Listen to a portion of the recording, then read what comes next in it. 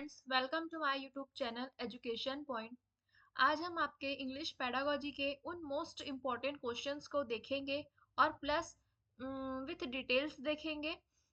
तो आप काफ़ी अच्छे से सभी क्वेश्चंस को समझ पाओगे, जो कि आपके एग्जाम पॉइंट ऑफ व्यू से काफ़ी इम्पॉर्टेंट होने वाले हैं ये सारे क्वेश्चंस जो हैं, ताकि आपके एग्जाम में एक भी क्वेश्चंस ना छूटे इंग्लिश पेडागोजी से।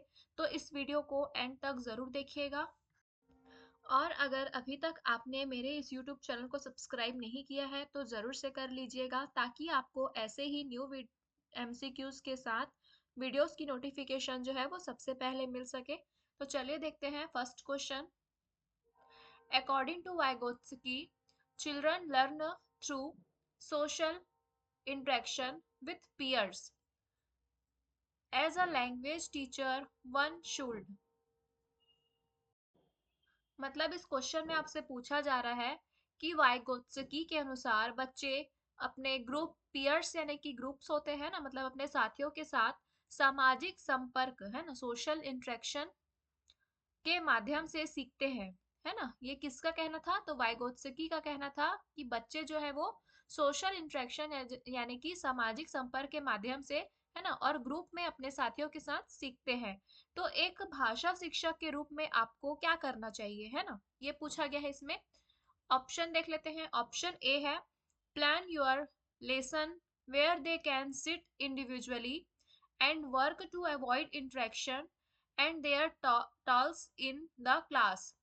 अब ये तो बहुत गलत बात बोल रहे हैं, है ना, कि इसमें क्या बोल रहा है कि अपने पाठ की योजना इस तरह से बनानी चाहिए, है ना, एक शिक्षक को, कि वे अलग अलग बैठ सके,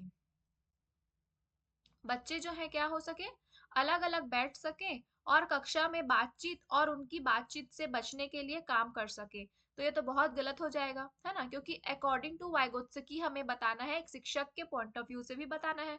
तो ये तो गलत हो जाएगा, है ना, इंडिविजुअली तो नहीं बैठाना है इसमें। ऑप्शन बी है plan lesson that do not include play and discussion to avoid interactions. अब यहाँ पर भी बोल रहा है कि ऐसे पाठ की योजना बनाए जिसमें बातचीत करने से बचने के लिए क्या किया जाए, खेल और चर्चा जो है, प्ले एंड डिस्कशन, वो शामिल ना हो। तो ये भी गलत हो जाएगा, यहाँ पर भी अवॉइड इंट्रैक्शन बोल रहा है, क्योंकि हमें तो इंट्रैक्शन करवानी है ना। तो ऑप्शन सी देख लेते हैं। Use incentives reward and punishment to maintain discipline in the class. मतलब कि कक्षा में जो है अनुशासन बनाए रखने के लिए प्रोत्साहन, है ना, रिवॉर्ड प्रोत्साहन, पुरस्कार रिवॉर्ड दिया जाए और दंड भी दिया जाए, पनिशमेंट भी दिया जाए, मतलब इनका उपयोग किया जाए, यूज किया जाए, है ना। तो ये तो बिल्कुल गलत बात है। ऑप्शन डी है plan for pair and group work so that they can interact with peers। अब ये सही हो जाएगा, ऑप्शन नंबर डी जो है वो करेक्ट आंसर है इस क्वेश्चन का, क्योंकि इसमें बोला जा रहा है कि जोड़ी, है ना, जोड़ी और समूह में काम करने की योजना बनाए ताकि वे साथियों के साथ बातचीत कर सके। तो यही था वाइगोत्स्की का कहना भी, है ना।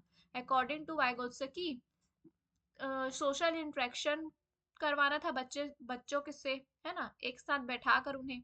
तो ये ऑप्शन डी में जो है वो सही बोला जा रहा है। तो ऑप्शन डी जो है वो करेक्ट हो जाएगा, क्योंकि ग्रुप में सोशल इंटरेक्शन से ज्यादा सीखते हैं सभी बच्चे जो है ना, ऐसा ही कहना था वाइगोत्स्की का।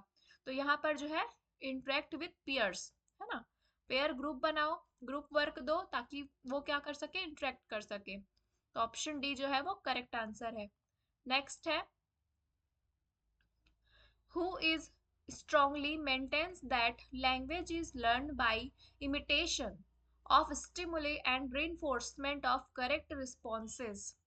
फ्रेंड्स, आपको अगर पेपर में ये सारे क्वेश्चंस भूलने नहीं होंगे तो आप बिल्कुल भी वीडियो को स्किप मत कीजिएगा और अच्छे से समझते चलिएगा मेरे साथ, क्योंकि अगर आपको ये मतलब आपने इस वीडियो को स्किप किया तो आपको ये क्वेश्चन समझ में नहीं आएगा, है ना, और आपके जो आपको एक बार तो याद हो जाएगा कि आप अगर सीधा आंसर देखते जाएंगे ABCD, बट आपको समझना ज्यादा जरूरी है ताकि इस क्वेश्चन को आप भूले ना, और अगर आपसे ये क्वेश्चन पूछा जाए तो आप इसका करेक्ट आंसर लगा सके। तो इसके बिल्कुल मत कीजिएगा वीडियो को।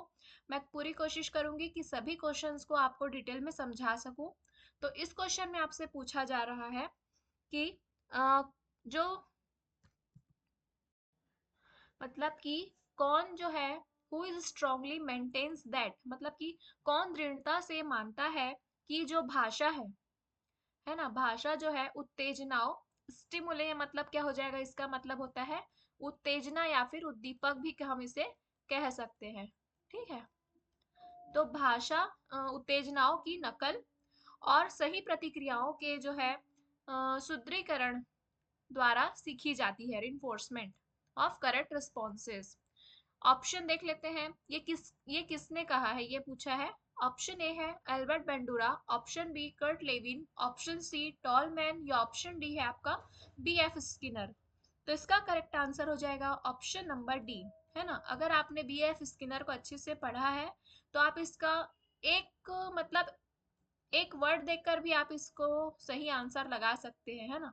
इमिटेशन और स्टिमुली, ठीक है। इमिटेशन मतलब हो जाएगा आपका अनुकरण करना, है ना, यानी कि नकल करना, अनुकरण करना या फिर नकल करना इसे हम कहेंगे। और स्टिमुल यानी कि उद्दीपक। तो कोई भी मतलब कि उद्दीपक का मतलब क्या हो जाएगा, जैसे कि कोई भी ऐसी चीज जिससे आपका कोई रिएक्शन निकले, है ना, जिसे देखकर आपका कोई रिएक्शन निकले, वो क्या कहलाएगा, आपका उद्दीपक कहलाएगा। मैं फिर से बताती हूँ, कोई भी ऐसी चीज जिससे आपका जिसे देखकर आपका कोई रिएक्शन निकले, है ना, तो वो क्या कहलाता है, उद्दीपक कहलाता है। तो imitation of stimuli and reinforcement, ये सब की बात तो की थी बीएफ स्किनर ने। तो ऑप्शन नंबर डी जो है वो करेक्ट हो जाएगा। नेक्स्ट क्वेश्चन है, which approach method engage students in the activity around real world task to promote language acquisition. अब इसमें आपसे पूछा जा रहा है कि कौन सा मतलब कौन सी विधि है जो छात्रों को भाषा अधिग्रहण, है ना, लैंग्वेज एक्विजिशन यानी कि भाषा अधिग्रहण को बढ़ावा देने के लिए वास्तविक हाँ रियल वर्ल्ड टास्क यानी कि वास्तविक दुनिया के कार्यों के आसपास की गतिविधियों में संलग्न करता है ना, इंगेज करता है यानी कि संलग्न करता है। वो कौन सी गतिविधि है, ये पूछा है आपसे। ऑप्शन देख लेते हैं, वेरी इंपॉर्टेंट क्वेश्चन है ये वाला, जरूर से इस क्वेश्चन को याद रखिएगा। ऑप्शन ए है grammar translation method, option B communicative approach, option C structure approach, option D है ऑडियो लिंगुअल मेथड। तो इसका करेक्ट आंसर जो हो जाएगा वो है आपका option number B, communicative approach. ठीक है, क्योंकि ग्रामर ट्रांसलेशन मेथड में क्या हो जाएगा, ये सारे जो मेथड है, अप्रोच है, ये काफी इंपॉर्टेंट है, तो जरूर से समझते चलिएगा। तो पहले हम देखते हैं ग्रामर ट्रांसलेशन मेथड। तो इसमें क्या होता है, रूल्स के साथ अनुवाद करते हैं, है ना, इसमें तो जाहिर सी बात है रूल्स आ जाते हैं ना। और ऑप्शन सी है स्ट्रक्चरल अप्रोच, इसमें क्या होता है, तो स्ट्रक्चर्स की ड्रिल एंड प्रैक्टिस होती है इसमें, याद रखिएगा, ड्रिल और प्रैक्टिस होती है, किसकी होती है, तो स्ट्रक्चर्स की। ठीक है, स्ट्रक्चर अप्रोच में। ऑप्शन डी है ऑडियो लिंगुअल मेथड, तो इसमें भी क्या होती है, आपसे ड्रिलिंग कराई जाती है। ठीक है, ड्रिलिंग यानी कि आपका हो जाएगा रटवाना या फिर अभ्यास कराना। ठीक, लेकिन यहाँ पर बात हो रही है आपके रियल वर्ल्ड टास्क की, है ना, रियल वर्ल्ड टास्क की बात हो रही है। तो रियल वर्ल्ड टास्क की जब बात हो, है ना, तो वो आ जाएगा आपका कम्युनिकेटिव अप्रोच के अंतर्गत, याद रखिएगा। इसमें क्या होते हैं, रियल वर्ल्ड टास्क होते हैं। नेक्स्ट क्वेश्चन देखते हैं, a method that can only be used if the teacher is acquainted about all methods is। अब इसमें आपसे पूछा जा रहा है कि एक विधि, है ना, एक मेथड है, तो एक विधि जिसका उपयोग केवल तभी किया जा सकता है जब शिक्षक सभी विधियों से परिचित हो, है ना, तो उस विधि को हम क्या कहेंगे। ऑप्शन देख लेते हैं, ये तो बहुत ही ज्यादा इंपॉर्टेंट क्वेश्चन है, जरूर से इस क्वेश्चन को याद रखिएगा। ऑप्शन ए है grammar translation method, option B है डायरेक्ट मेथड, ऑप्शन सी है एक्टिविटी बेस्ड लर्निंग, या ऑप्शन डी है एक्लेक्टिक मेथड। तो इस क्वेश्चन को समझते हैं पहले। इसमें ये बोला जा रहा है कि जब आपको सारे मेथड्स का ज्ञान हो, तो आपको अगर पढ़ाते समय, है ना, सिर्फ एक मेथड अच्छा नहीं लग रहा है, तो आप 2-4 मेथड्स को क्या करेंगे, कंबाइन करके पढ़ाना चाहते होंगे अगर, तो उसके लिए आपको सारे मेथड्स का नॉलेज तो होना ही चाहिए, तभी तो आप सभी को कंबाइन करके पढ़ा सकते हैं। और जब आप सारे मेथड्स को कंबाइन कर लेते हो, तो उसे हम क्या कहते हैं, उसे हम कहते हैं एक्लेक्टिक मेथड के नाम से जानते हैं। जरूर से इस क्वेश्चन को याद रखिएगा, बहुत ज्यादा इंपॉर्टेंट क्वेश्चन है ये वाला। और ग्रामर ट्रांसलेशन मैंने बताया है, डायरेक्ट मेथड भी, है ना, इसमें टारगेट लैंग्वेज का यूज किया जाता है, और एक्टिविटी बेस्ड लर्निंग भी ये नहीं होगी। ठीक है, ऑप्शन डी जो है वो करेक्ट आंसर होगा। क्योंकि एक बार और बता देती हूँ मैं, जब आप सारे मेथड्स को कंबाइन कर लेते हो, तो उसे हम क्या कहते हैं, एक्लेक्टिक मेथड कहते हैं। ठीक, नेक्स्ट है the direct method realise on students. अब इसमें बोल रहा है, रियलाइज मतलब हो जाएगा यहाँ पास, रियलाइज मतलब हो जाएगा डिपेंड करना। ठीक है, डिपेंड करना या आधारित है। ठीक, तो किस पर, है ना, मतलब कि प्रत्यक्ष विधि यानी कि डायरेक्ट मेथड जो है छात्रों पर लागू होती है ना। ऑप्शन ए है teaching grammar explicitly, option B है teaching grammar deductively, option C है teaching grammar inductively, option D है नॉट टीचिंग ग्रामर।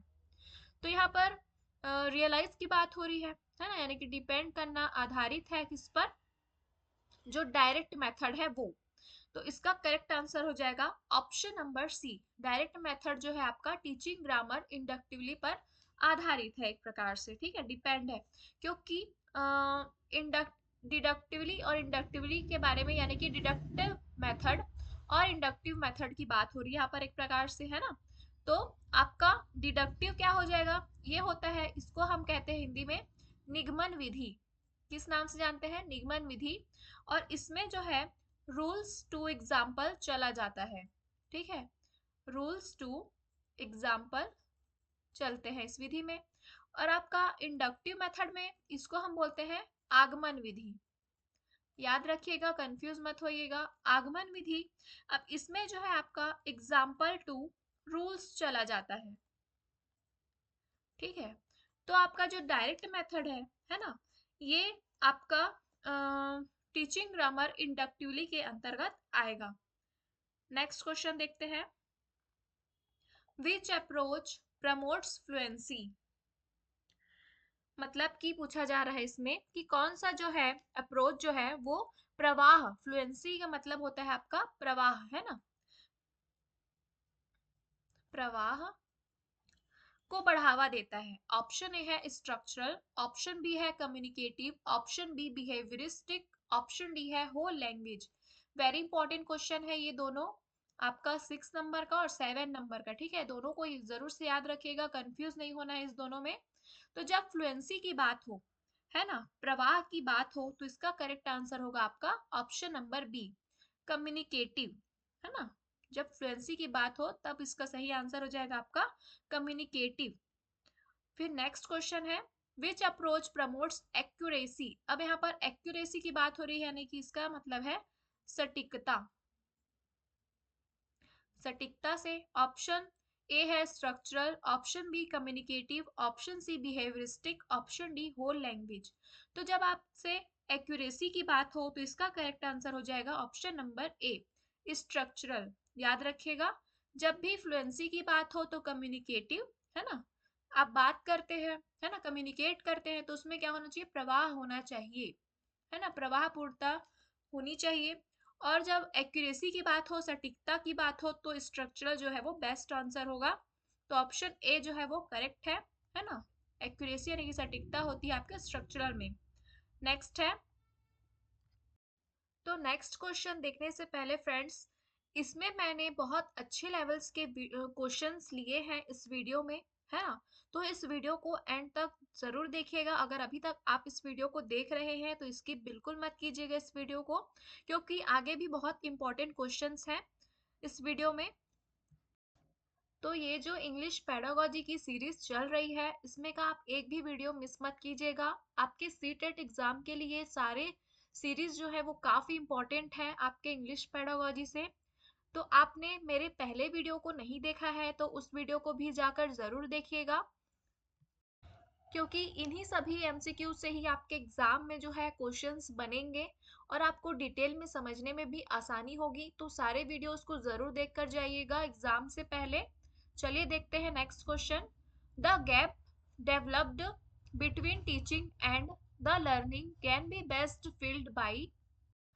इस क्वेश्चन में पूछा जा रहा है कि आपके टीचिंग है ना, शिक्षण और आपके लर्निंग यानी कि सीखने के बीच विकसित अंतर को, है ना, विकसित अंतर को सबसे अच्छे तरीके से किस प्रकार भरा जा सकता है। ऑप्शन ए है यूज ऑफ मल्टीमीडिया, क्या मल्टीमीडिया का उपयोग करके। Option B text book reading यानी कि पाठ्य पुस्तक पढ़कर। ऑप्शन सी है रेमेडियल टीचिंग यानी कि उपचारात्मक शिक्षण के माध्यम से। या ऑप्शन डी हो जाएगा नन ऑफ दिस। तो इसका करेक्ट आंसर हो जाएगा फ्रेंड्स ऑप्शन नंबर सी, है ना, रेमेडियल टीचिंग। आप जो है आपके शिक्षण और सीखने के बीच के जो अंतर को है ना, उसको सबसे अच्छे तरीके से किस प्रकार भर सकते हैं, तो उपचारात्मक शिक्षण के द्वारा जो है वो भर सकते हैं। तो ऑप्शन सी जो है वो करेक्ट आंसर है। नेक्स्ट है रेमेडियल टीचिंग इज डिजाइन। अब इसमें आगे जो है रेमेडियल टीचिंग से काफी इंपॉर्टेंट क्वेश्चन है, तो जरूर से देखिएगा। ऑप्शन ए देख लेते हैं। मतलब इसमें पूछा जा रहा है कि रेमेडियल टीचिंग कर डिजाइन किया गया है, मतलब किन के लिए डिजाइन किया गया है जो उपचारात्मक शिक्षण है वो। ऑप्शन ए है for students with special need, मतलब कि विशेष आवश्यकता वाले छात्रों के लिए। Option B for drop out students यानी कि जो ड्रॉप आउट छात्र है उनके लिए।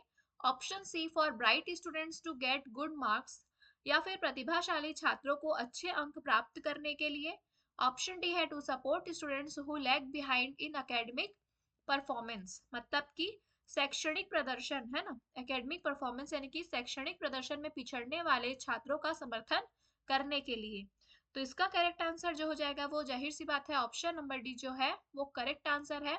जो रेमेडियल टीचिंग यानी कि उपचारात्मक शिक्षण का जो डिजाइन किया गया है वो आपके जो बच्चे, मतलब जो बच्चे स्कूल्स में शैक्षणिक प्रदर्शन में पिछड़ जाते हैं, है ना, एकेडमिक परफॉर्मेंस में पीछे हो जाते हैं, तो उन छात्रों की मदद करने के लिए जो है उपचारात्मक शिक्षण का हम यूज करते हैं। तो ऑप्शन डी जो है वो करेक्ट आंसर है। नेक्स्ट है remedial teaching is important for students, मतलब कि उपचारात्मक शिक्षण छात्रों के लिए महत्वपूर्ण है। ऑप्शन ए है to provide additional help to the student who are slow at learning, मतलब कि सीखने में धीमे जो छात्र होते हैं छात्रों को उनके लिए जो है अतिरिक्त सहायता प्रोवाइड करें। ऑप्शन बी है ब्रिलियंट स्टूडेंट्स यानी कि प्रतिभाशाली छात्र। ऑप्शन सी है to help students to seek job, या फिर छात्रों को नौकरी खोजने में मदद करना। ऑप्शन डी है नन ऑफ दिस। इसका करेक्ट आंसर हो जाएगा option number A to provide additional help to the student who are slow at learning, मतलब कि हम उन बच्चों को, उन छात्रों को जो है एडिशनल हेल्प प्रोवाइड करेंगे, है ना, अतिरिक्त सहायता प्रोवाइड करेंगे, जो कि क्या होते हैं सीखने में, अधिगम करने में जो है वो स्लो होते हैं, धीमे होते हैं, उनके लिए, है ना, जो बाकी लोग से धीमे सीखते हैं उनके लिए। तो ऑप्शन नंबर ए जो है वो करेक्ट आंसर है। नेक्स्ट है when the teacher asks the student to repeat some words or sentences several times it is called, मतलब कि इसमें पूछा जा रहा है आपसे कि जब शिक्षक छात्र से कुछ शब्दों या वाक्यों को कई बार दोहराने के लिए कहते हैं तो इसे हम क्या कहेंगे। ऑप्शन ए है रिकॉलिंग, ऑप्शन बी है एक्वायरिंग, ऑप्शन सी है इन्फेरिंग मीनिंग, या ऑप्शन डी है ड्रिलिंग। वेरी इंपॉर्टेंट क्वेश्चन है, जरूर से इसको याद रखिएगा आप। तो जाहिर सी बात है इसे हम कहेंगे ऑप्शन नंबर डी, है ना, ड्रिलिंग। क्योंकि यहाँ पर जो टीचर है वो अपने बच्चों से, छात्रों से क्या कह रहे हैं कि रिपीट सम वर्ड्स, यानी कि कुछ शब्दों को क्या करे, रिपीट करे, कुछ वाक्यों को रिपीट करे सेवरल टाइम्स, है ना। तो इसको हम क्या कहेंगे, जब दोहराने की बात हो रही है तो ये कहला जाएगा आपका ड्रिलिंग, अभ्यास। तो वो जो है अभ्यास करने के लिए कह रहे हैं एक प्रकार से, है ना। नेक्स्ट क्वेश्चन है Students who make mistakes in spellings, especially omit letters in words, seems to have। तो ये क्वेश्चन भी बहुत ज्यादा इंपॉर्टेंट है।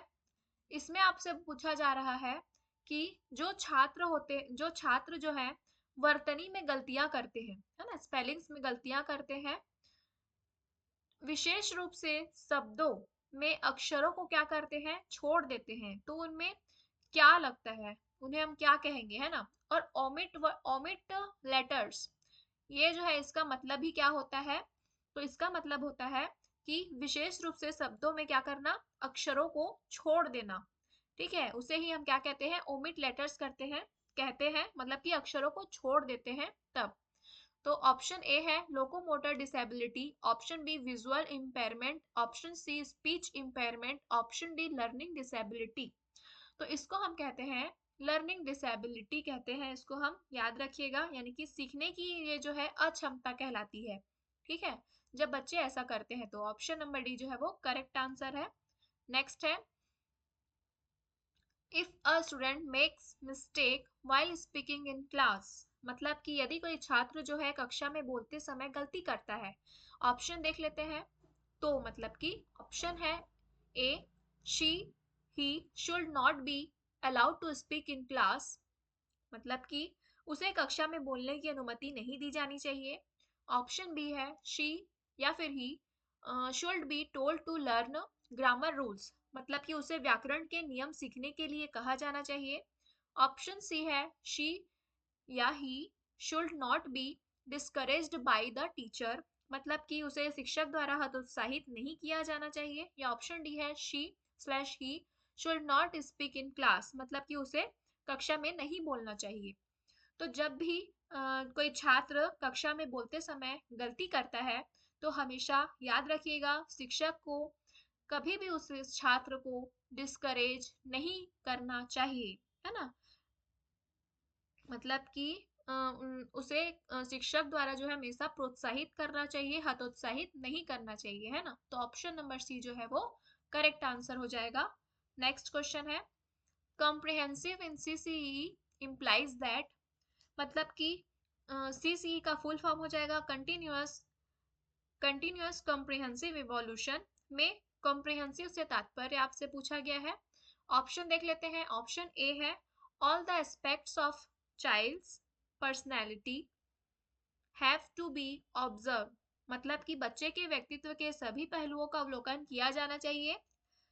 Option B scholastic aspect of a child's personality have to be observe, मतलब कि बच्चे के व्यक्तित्व के जो है शैक्षणिक पहलुओं का अवलोकन किया जाना चाहिए। किसके अंतर्गत, तो कॉम्प्रिहेंसिव के अंतर्गत पूछा जा रहा है ना। ऑप्शन सी है non scholastic aspect of a child personality have to be observe, मतलब कि शैक्षिक गतिविधि पहलुओं का अवलोकन किया जाना चाहिए बच्चे के व्यक्तित्व के अंतर्गत। या फिर ऑप्शन डी है student should be assessed regularly, या फिर छात्र का नियमित रूप से मूल्यांकन किया जाना चाहिए। तो कंटिन्यूअस एंड कॉम्प्रिहेंसिव इवोल्यूशन में कॉम्प्रिहेंसिव से तात्पर्य होगा आपका ऑप्शन नंबर ए, है ना। ऑप्शन नंबर ए जो है वो करेक्ट है।